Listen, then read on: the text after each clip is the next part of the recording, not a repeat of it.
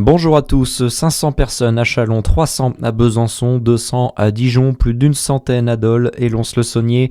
Comme dans de nombreuses villes françaises hier soir, des rassemblements en hommage à Liana étaient organisés dans notre région devant les tribunaux et palais de justice. Ces rassemblements visaient aussi à dénoncer les possibles manquements judiciaires dans cette affaire. Le Premier ministre Sébastien Lecornu doit convoquer ce matin une réunion de travail sur la protection de l'enfance.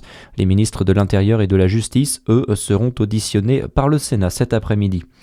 C'est un autre ministre qui était en Côte d'Or hier, celui de l'Industrie. Sébastien Martin est venu visiter le site d'Adex Pharma à Chenôve. Il s'est félicité de la relocalisation de certaines des activités de l'entreprise en France et a appelé à conserver notre souveraineté en matière de santé.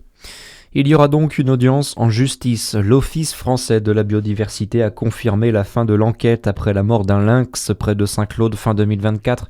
En novembre prochain, un homme comparaîtra pour destruction d'une espèce protégée, accusé d'avoir tiré sur l'animal dont l'espèce est classée en danger. On en sait un peu plus sur le dossier grâce à des témoignages. Il s'agirait d'un chasseur à l'origine du tir, Nicolas Gomez. Oui, le coprésident du pôle Grand Prédateur remercie d'ailleurs les autres chasseurs qui auraient dénoncé leurs collègues. Selon ces informations, les faits remontent lors d'une battue. Le tireur présumé était seul et a visé le lynx avec son fusil. Il se serait alors vanté d'avoir tiré un chat. Nous remercions les personnes qui ont accepté de se manifester, écrit l'association dans un communiqué commun avec d'autres acteurs de la préservation de la nature. Elles se porteront d'ailleurs partie civile lors du procès. Les organismes animaliers alertent sur les menaces dont font face les lynx, collisions routières, appauvrissement génétique de la population et destructions illégales.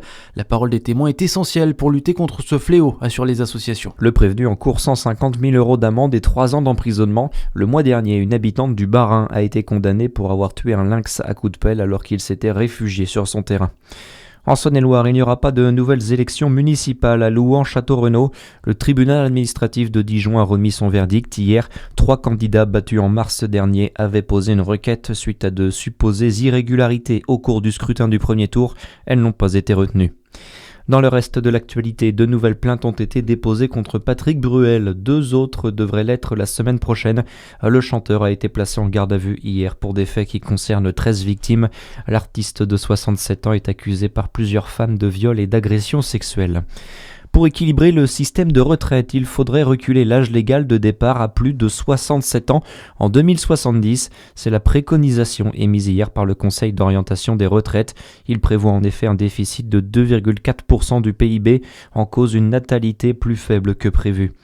Et puis les Bleus terminent leur préparation sur une bonne note. Victoire de l'équipe de France hier contre l'Irlande du Nord 3-1. 3 buts inscrits par Michael Olysée. Les Bleus s'envoleront demain pour les États-Unis. Très bonne journée sur Fréquence Plus. À suivre, c'est votre météo.